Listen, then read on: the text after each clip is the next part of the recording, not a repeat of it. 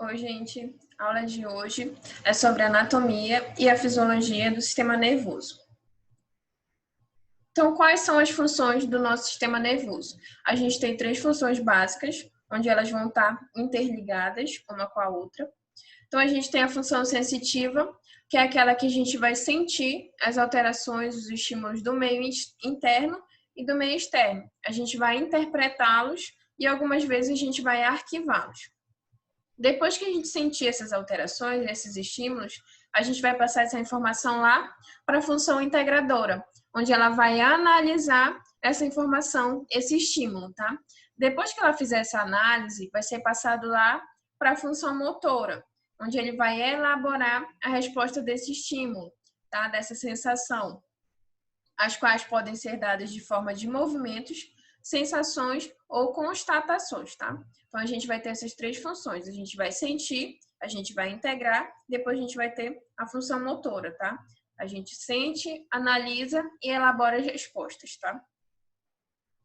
Então, o sistema nervoso, ele compõe uma vasta rede de comunicação e coordenação do corpo, que, segundo o Lente 2010, esta rede é formada por cerca de 100 bilhões de neurônios, tá? Que são os nossos transmissores de informação, onde vão estar se dividindo em sistema nervoso central e o sistema nervoso periférico. Então, lá no nosso sistema nervoso, a gente vai ter essas divisões a gente vai ter o sistema nervoso central e o sistema nervoso periférico.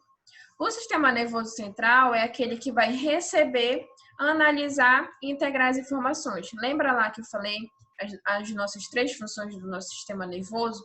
Então, elas vão ser função lá do sistema nervoso central. Ela recebe, analisa e integra as informações. É o local onde vai ocorrer a tomada de decisões e o envio das ordens, tá?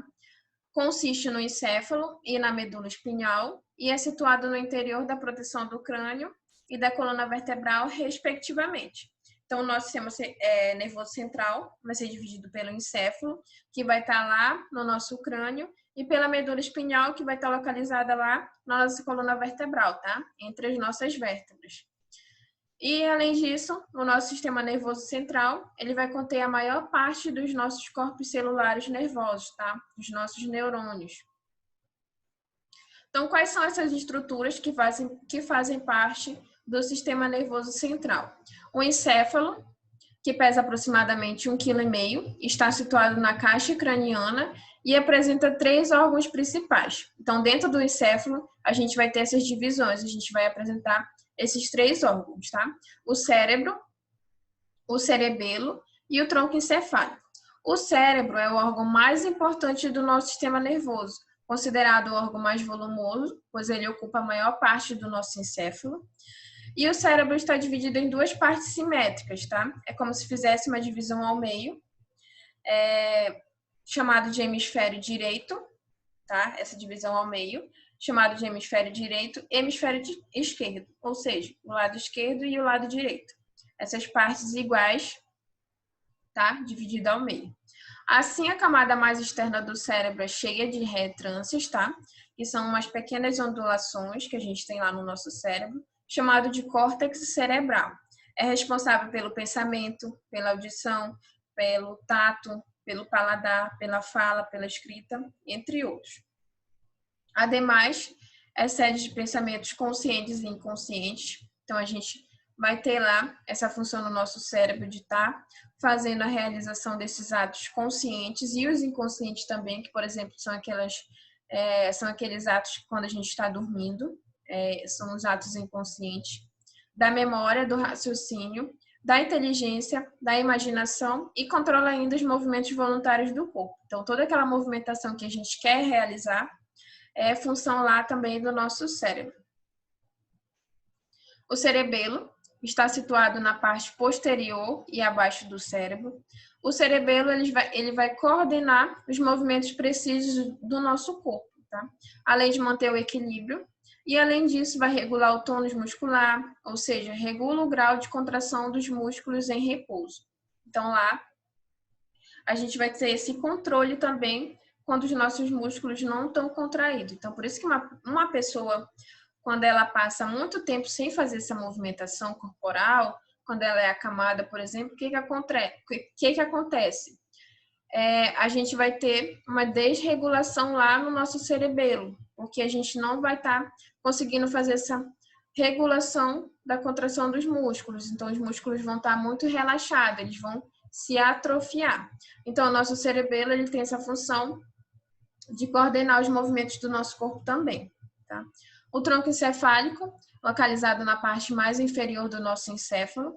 O tronco encefálico ele vai conduzir os impulsos nervosos do cérebro para a medula espinhal ou da medula espinhal lá para o nosso cérebro, tá? Então, é como se ele fizesse essa passagem, esse caminho para conduzir os impulsos nervosos. Além disso, vai produzir os estímulos nervosos que vão controlar as nossas atividades vitais, ou seja, aquelas atividades essenciais para o nosso organismo, como os movimentos respiratórios, os batimentos cardíacos, os reflexos como a tosse, espirro, deglutição, tá? E a medula espinhal, ela vai ser um cordão de tecido nervoso situado dentro da nossa coluna vertebral. Então, lá dentro das nossas vértebras, a gente vai ter a medula espinhal. Na parte superior, ela vai estar conectada lá ao nosso tronco encefálico, que é onde vai estar fazendo essa passagem dos impulsos nervosos, tá?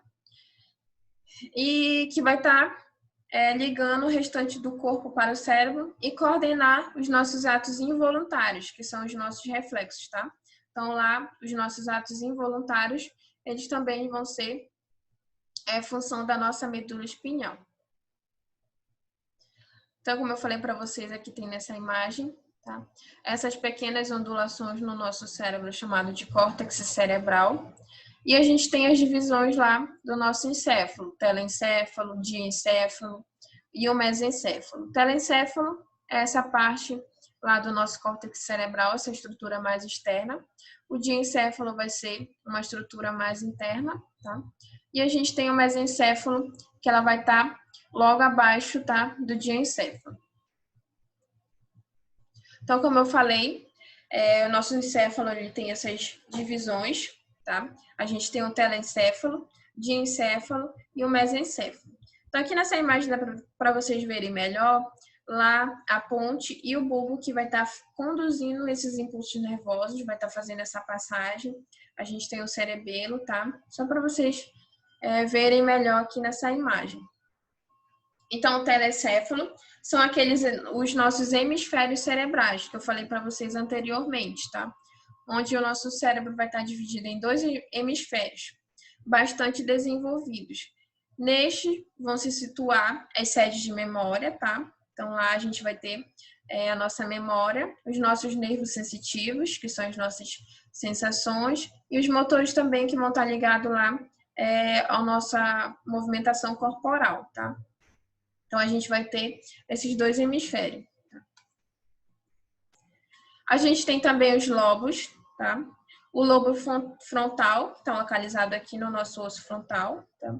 Ele vai ser responsável pelas funções motoras, como a mobilidade e a motricidade, ou seja, a nossa movimentação corporal, a nossa memória, a inteligência, raciocínio, a palavra fechada, tá? Que é aquela que a gente vai ter só o pensamento, a gente não vai falar, tá? Então, é chamado de palavra fechada. A gente tem também o lobo parietal, tá? Que é localizado aqui, acima do nosso crânio, localizado também lá no nosso osso parietal. Ele vai ser responsável pela nossa sensibilidade geral, tá? Aquelas que a gente vai sentir. O tato, calor, frio, tudo isso vai ser função lá do nosso lobo parietal. A gente tem também o lobo temporal, que ele vai ser responsável pela linguagem pensada, audição, a nossa memória e o aprendizado, tá? Então, o lobo temporal está localizado logo aqui, ao lado, tá? Acima do nosso pavilhão auditivo, da nossa orelha. E a gente tem também o lobo occipital, que ele vai ser responsável pela nossa visão. É por isso que muitas vezes, quando a gente sente uma dor de cabeça aqui na nossa nuca, né? É muito associado com a nossa visão. Ah, você está com problema de visão. Justamente porque esse lobo occipital, que é o que fica localizado aqui, ele vai ser responsável pela nossa visão. O diencéfalo. Lá no diencéfalo a gente vai ter o tálamo e o hipotálamo. O tálamo vai ser a estação retransmissora dos impulsos nervosos para o nosso córtex cerebral. Então, é como se ele fizesse um impulso para os impulsos nervosos chegarem mais rápido lá no nosso córtex cerebral. A gente vai ter também lá no nosso tálamo as alterações no nosso comportamento emocional. Então, tudo que é relacionado ao nosso emocional, quando a gente chora muito, ri muito, são alterações lá no nosso tálamo. O hipotálamo ele vai ser integrador das atividades dos órgãos viscerais, o equilíbrio do nosso organismo, tá? É o nosso equilíbrio homeostático, mais comumente falado. Então, como eu falei para vocês, a gente tem as 3 funções do nosso sistema nervoso. Então, o integrador é aquele que vai elaborar as respostas, tá? Então, lá também é a função aqui do hipotálamo. O hipotálamo ainda vai atuar na ativação de diversas glândulas endócrinas, que vocês vão estudar no próximo assunto sobre essas glândulas. E é o hipotálamo que vai controlar nossa temperatura corporal, regular o nosso apetite, o nosso balanço de água no corpo, o sono, e está envolvido na emoção e no comportamento sexual, tá? Então, como eu falei, o hipotálamo ele vai ser responsável pelo equilíbrio do nosso organismo, tá? Esse equilíbrio homeostático, que seria esse controle e essa regulação do que eu acabei de falar para vocês. Controle da temperatura, apetite, água, o nosso sono, tá? O comportamento sexual também. Então, como eu falei, o diencéfalo é formado pelo tálamo e o hipotálamo, tá? Então, que é tipo esse marronzinho na imagem que vocês conseguem ver é o nosso hipotálamo e mais esse tipo um grãozinho de feijão é chamado de tálamo, tá? Aqui nessa imagem dá para vocês verem melhor a nossa ponte e o bulbo, que é a que vai estar conduzindo nossos impulsos nervosos. A gente vai ter essa passagem dos impulsos nervosos lá com a medula também. O tronco encefálico, ele vai ser constituído pelo mesencéfalo, pela ponte e pelo bulbo. O bulbo ele vai controlar importantes funções no nosso organismo, entre elas a respiração, o ritmo dos batimentos cardíacos, certos atos reflexos como a deglutição, o vômito, a tosse e o piscar. Então, tudo isso vai ser função lá do nosso bulbo também, tá? Na ponte, a gente vai ter essa transmissão de informações da medula, do bulbo, até o córtex cerebral. Tá? Então, a ponte, como o nome já diz, ela vai fazer essa ponte, esse caminho da transmissão de informação lá da nossa medula até chegar no nosso córtex cerebral, tá? Até chegar essa informação lá no córtex cerebral. O mesencéfalo, ele é o centro da visão, sendo formado basicamente por 2 lobos ópticos situados dorsalmente. Então, lá no mesencéfalo, ele também vai ser responsável pela nossa visão. Ele é o centro da nossa visão. Aqui na imagem dá para vocês verem melhor o mesencéfalo, a ponte e o bulbo. A medula espinhal também, ela é lá do nosso sistema nervoso central. Ela vai ser o elo entre o corpo e o encéfalo. Então, ela vai fazer essa ligação do nosso corpo lá com o nosso encéfalo. Ele vai ser importante condutor de impulsos nervosos do corpo até o nosso cérebro. Então, ele vai ser como um transporte desses impulsos nervosos até a chegada lá no nosso encéfalo. Também vai produzir os impulsos e coordenar as atividades musculares e os nossos reflexos. Então, além da gente conduzir esses impulsos, a gente também ainda vai produzir esses impulsos e coordenar as atividades musculares. Os circuitos neurais medulares são importantes na produção dos movimentos musculares, pois exercem um controle direto sobre os músculos. Então, o controle direto que seria? Ele vai controlar diretamente lá a nossa musculatura, tá? Lembra que eu falei para vocês que a nossa movimentação é derivada lá do nosso sistema muscular, os músculos que vão proporcionar a nossa movimentação? Então, a medula espinhal ela vai ser responsável também pela produção desses movimentos. Além disso, a gente também vai produzir a nossa defesa, que são chamados de reflexos, como retirar rapidamente a mão do fogo. Tá? O que seria esse sistema de defesa que a gente tem lá na medula espinhal? Um exemplo aqui para vocês, como está aqui no slide, retirar a mão rapidamente do fogo. Então, se a gente estiver com a nossa mão no fogo, o que vai acontecer? A gente vai ter o reflexo de tirar a mão rapidamente, né? Porque a gente vai estar sentindo dor. Então, esse reflexo ele vai ser produzido lá na nossa medula de maneira imediata, sem que necessariamente esse estímulo chegue ao nosso cérebro. Então, é por isso que ele vai produzir impulsos também, tá? Então, ele vai produzir essa resposta mais rápida lá na medula, sem que esse reflexo ele chegue lá no nosso cérebro para poder formular a informação e a resposta, para poder voltar com a resposta. Então, lá na medula, a gente também é capaz de produzir isso, tá? De maneira mais imediata.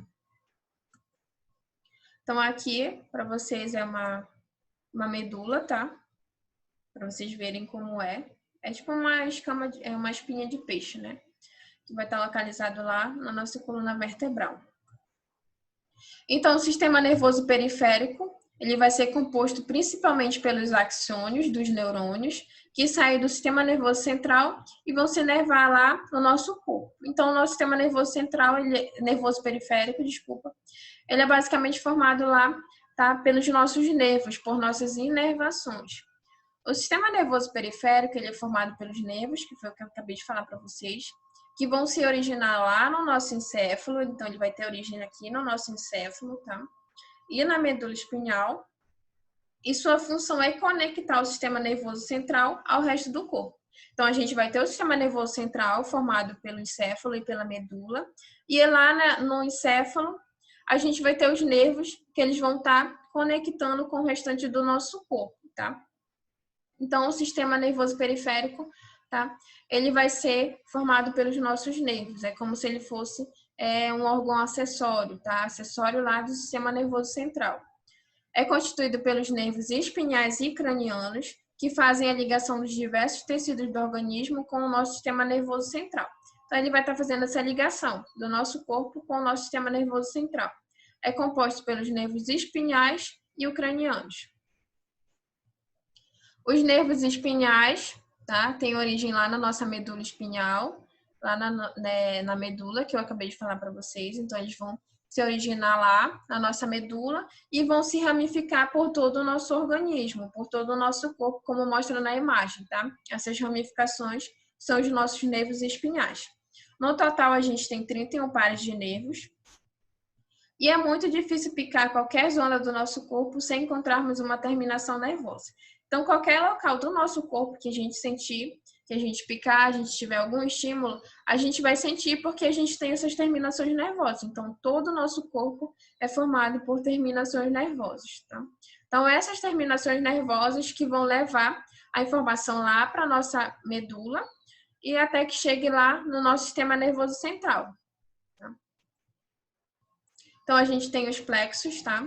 Que vão ser esses que vão ser os conectores dos nossos nervos até a nossa medula. Com base na estrutura e na função, o sistema nervoso periférico ainda vai se dividir em duas partes. O sistema nervoso somático, ou voluntário, ele é mais conhecido como sistema nervoso voluntário. E o sistema nervoso autônomo ou visceral, também mais conhecido como sistema nervoso autônomo. Então, lá, o nosso sistema nervoso periférico, ele vai ter essas duas divisões, sistema nervoso voluntário e sistema nervoso autônomo. O sistema nervoso voluntário é aquele que a gente vai realizar as nossas ações conscientes, tá? Como andar, correr, falar, movimentar o braço. Então, enquanto a gente estiver inconsciente, por exemplo, a gente estiver acordado, a gente vai estar produzindo essas informações. A gente vai estar andando, correndo, falando. Então, tudo isso é função lá do nosso sistema nervoso voluntário. O sistema nervoso autônomo, como já diz, ele é autônomo, ele é independente. Então, a gente vai estar realizando as nossas ações inconscientes, tá?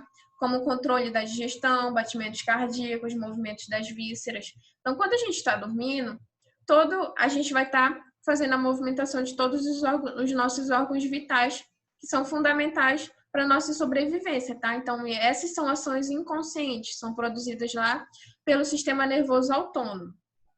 Além disso, o sistema nervoso autônomo ele ainda vai ter duas divisões, o simpático e o parasimpático, que eu também vou falar para vocês. Então, o sistema nervoso autônomo, ele vai ser constituído por um conjunto de neurônios que se encontram na medula e no nosso tronco encefálico, tá? Então, ele vai estar lá presente na nossa medula e também no nosso tronco encefálico. É a parte do sistema nervoso que está relacionado com o controle da vida vegetativa, ou seja, controle das funções como a respiração, circulação do sangue, controle da temperatura e a digestão. Que foi o que eu falei para vocês, que são todos aqueles controle dos movimentos que a gente necessita para a nossa sobrevivência, tá? Então, como eu falei, a gente vai ter essa divisão em simpático e parasimpático. Então, o sistema nervoso autônomo vai ser dividido em simpático e parasimpático. O sistema nervoso simpático é como se ele preparasse o nosso organismo para o estresse. Ele tivesse esse instinto de fuga ou de luta. Por exemplo, quando a gente tem a entrada de um patógeno, um micro-organismo no nosso organismo, o que a gente vai fazer? A gente vai ativar o nosso sistema de defesa, né? Então, a gente vai preparar o nosso organismo. Por exemplo, o que a gente vai ter? A gente vai apresentar uma febre, por exemplo. Então, isso é um instinto de fuga, um sinal de que tem algo de errado com o nosso organismo, tá? Então, ele sempre vai elevar alguma coisa, vai aumentar os batimentos cardíacos, sempre vai ter alguma coisa aumentada, fora do normal. O nosso sistema nervoso parasimpático, ele vai fazer o contrário. Ele vai estimular as atividades relaxantes, aquelas atividades em repouso. Então, ele vai fazer.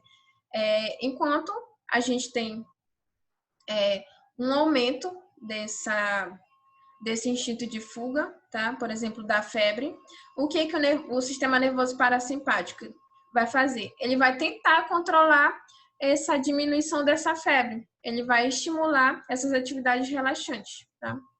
De modo geral, esses dois sistemas têm funções contrárias, antagônicas, que um vai estar corrigindo o excesso do outro. Então, o nosso próprio organismo vai tentar combater essa disfunção do organismo, por exemplo, tá? Porque um vai tentar corrigir o outro. Os dois sistemas normalmente secretam diferentes hormônios, que eu também vou falar lá para vocês, tá? No próximo assunto. O hormônio secretado pelos neurônios pós-ganglionários do sistema nervoso parasimpático é a acetilcolina, que vai ser essa atividade relaxante. E o sistema nervoso simpático, ele vai secretar principalmente a noradrenalina. É aquela adrenalina que a gente vai produzir, tá? Aqui nessa imagem ela descreve perfeitamente, tá, o que eu falei para vocês. Então, a gente tem o parasimpático e o simpático. Eles vão estar realizando atividades contrárias, tá? Uma diferente da outra. Então, se o parasimpático ele contrai a pupila, o simpático, o que ele vai fazer? Ele vai dilatar essa pupila. O parasimpático estimula a salivação, o simpático vai inibir a salivação. O parasimpático reduz os batimentos cardíacos e o simpático vai relaxar os brônquios, por exemplo, e assim sucessivamente, tá? Então, aqui essa imagem descreve bem o que eu acabei de falar para vocês. Os neurônios são as nossas células responsáveis pela recepção e a transmissão dos estímulos do meio interno e do meio externo também, tá?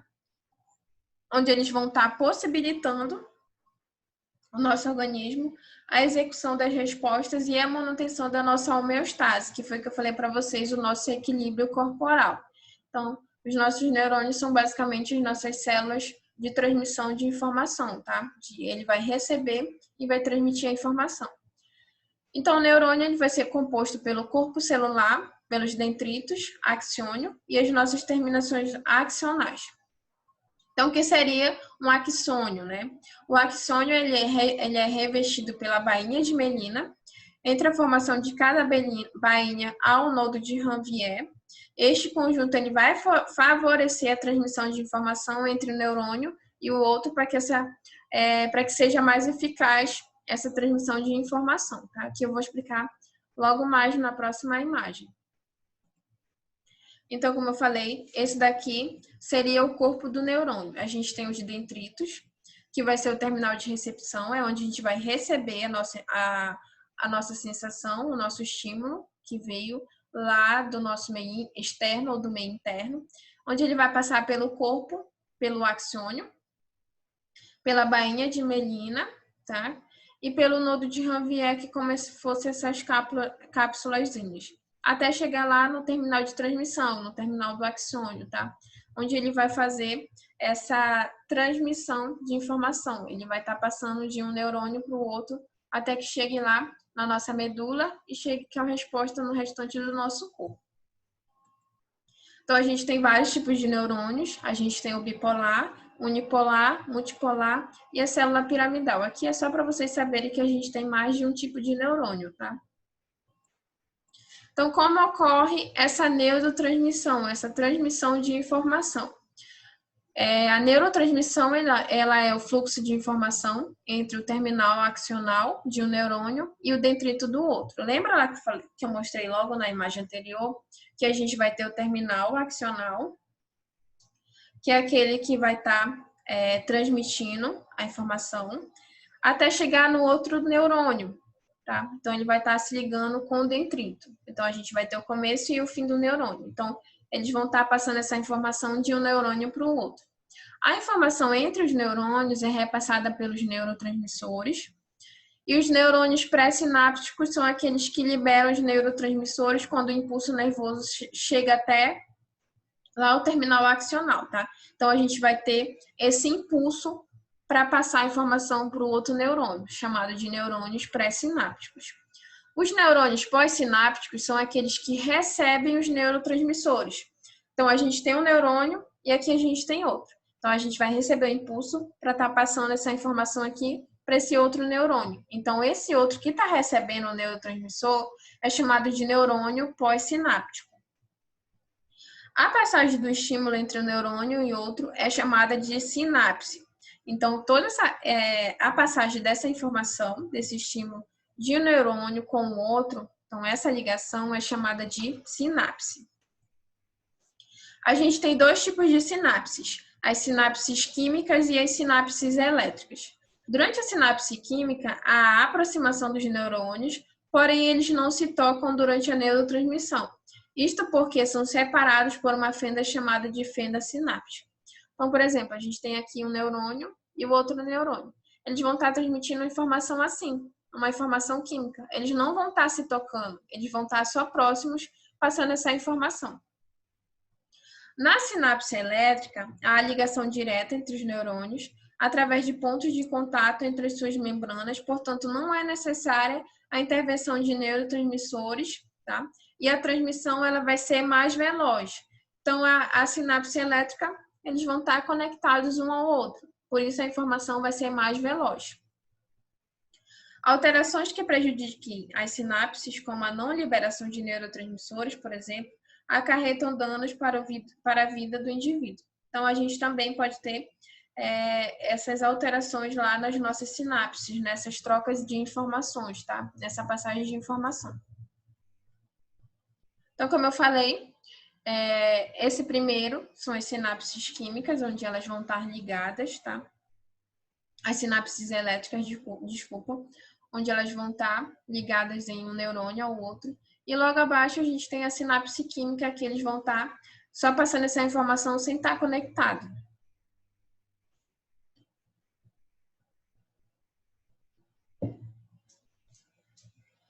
Então, aqui essa imagem ela descreve bem o sistema nervoso.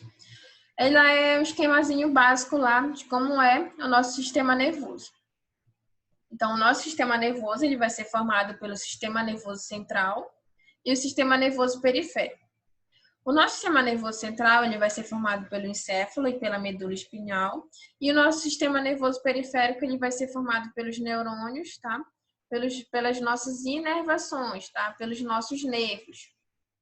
Então, a gente vai ter a entrada de informação lá, através do nosso sistema nervoso periférico, através dos nossos nervos, das nossas terminações nervosas, onde elas vão estar entrando lá na nossa medula espinhal.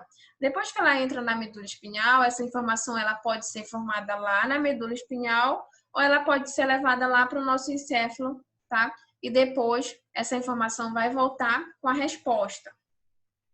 onde vai ter saída também lá pelos nossos nervos cranianos e pelos nossos nervos espinhais. Então, a saída dessa informação vai ser lá pelos nossos nervos cranianos e pelos nossos nervos espinhais. Essa informação vai ser levada lá até os nossos neurônios motores, que são os eferentes, tá? Onde a gente vai ter, como eu falei para vocês, sistema nervoso autônomo e o periférico. O sistema nervoso autônomo vai ser aquelas informações involuntárias, tá? O sináptico, o simpático e o parasimpático, onde eles vão estar controlando os nossos músculos cardíacos, músculos lisos, nossas glândulas. E o somático vai ser responsável pelo músculo esquelético, tá? Que são aquelas informações, são tudo aquilo que a gente vai conseguir controlar. E o involuntário é aquilo que a gente não vai estar conseguindo controlar, tá? Vão ser as nossas atividades vegetativas, aquelas fundamentais para o nosso corpo humano. Então, aqui, quando a gente tem uma lesão lá na nossa coluna, basicamente, o que vai acontecer? Quando a gente tem uma lesão lá entre a C4, a cervical 4 e a cervical 6, a gente vai ter uma tetraplegia. O que seria uma tetraplegia? É aquela perda total das nossas movimentações, tá? Plegia é essa falta de movimentação. Então, a tetraplegia vai ser essa perda total da movimentação. Então, a gente vai perder o movimento dos nossos membros inferiores e dos nossos membros superiores, ou seja, os nossos braços, o nosso tronco, as nossas pernas. Então, vai ser essa perda total, tá, da nossa movimentação.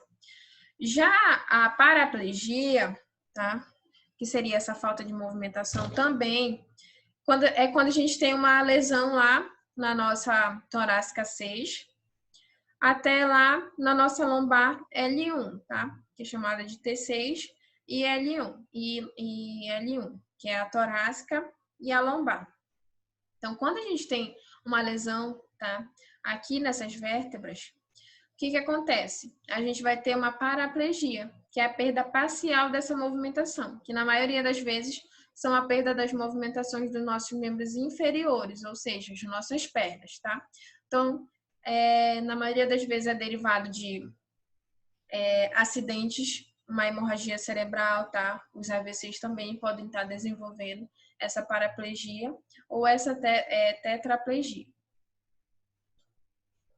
Então, o que seria um acidente vascular cerebral? O acidente vascular cerebral é uma doença caracterizada pelo início agudo de um déficit neurológico, ou seja, diminuição da função lá, tá? Do nosso sistema nervoso. E o acidente vascular isquêmico, ele vai consistir na oclusão de um vaso sanguíneo que vai interromper o fluxo de sangue a uma região específica do cérebro. Em torno de 80% dos acidentes vasculares cerebrais são isquêmicos. No acidente vascular hemorrágico, existe a hemorragia, ou seja, o sangramento local, com outros fatores complicadores, como o aumento da pressão intracraniana, por causa justamente desse sangramento. Então, a gente vai ter uma pressão maior no nosso crânio. O edema, que seria o inchaço cerebral, e em torno de 20% dos acidentes vasculares cerebrais são hemorrágicos, tá? Então, a gente tem dois tipos de acidente vascular cerebral. A gente tem o acidente vascular isquêmico, onde a gente vai ter uma oclusão, esse fechamento, tá, de um fluxo sanguíneo, de uma artéria, por exemplo. E o acidente vascular isquêmico, ele é o mais comum.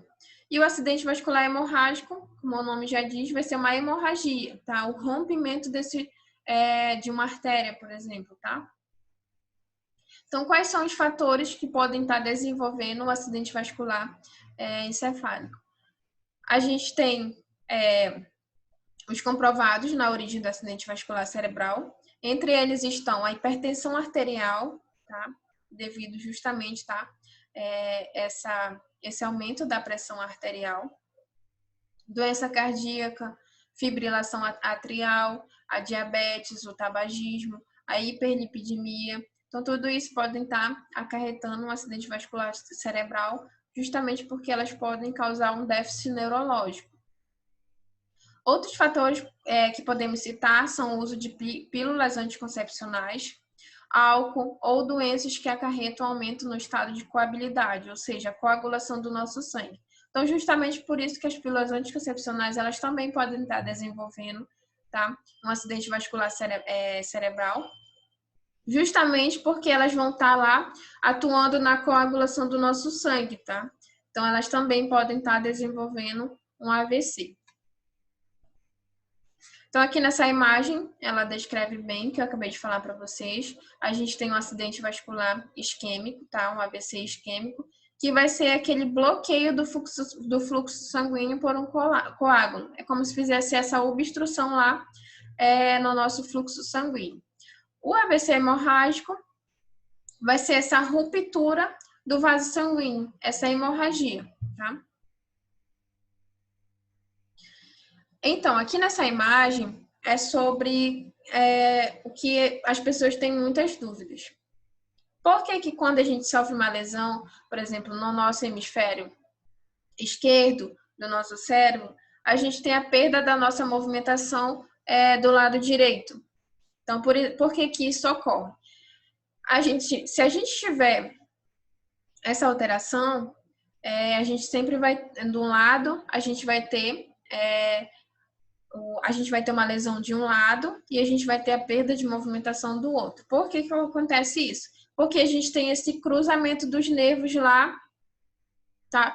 Na nossa ponte, tá? Lá na ligação com a nossa coluna vertebral. Então, a gente vai ter esse cruzamento dos nervos, como mostra na imagem. Então, justamente é isso que acontece. Então, se a gente tem um local lesado aqui, a gente vai ter uma alteração da função no local ao contrário, porque a gente vai ter esse cruzamento, tá? Então, o nervo que ele vem lá do hemisfério direito, ele vai se irradiar para o hemisfério esquerdo. E o nervo que vem do hemisfério esquerdo, ele vai se irradiar no hemisfério direito. Então, é assim que acontece. A epilepsia é uma doença neurológica crônica, podendo ser progressiva em muitos casos, principalmente no que se relaciona às nossas alterações cognitivas, a frequência e a gravidade dos eventos críticos. É caracterizada por crises convulsivas recorrentes, afetando cerca de 1% da população.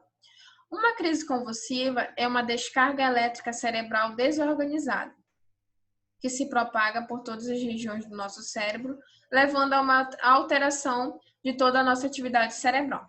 Então, a gente vai receber uma descarga elétrica, tá?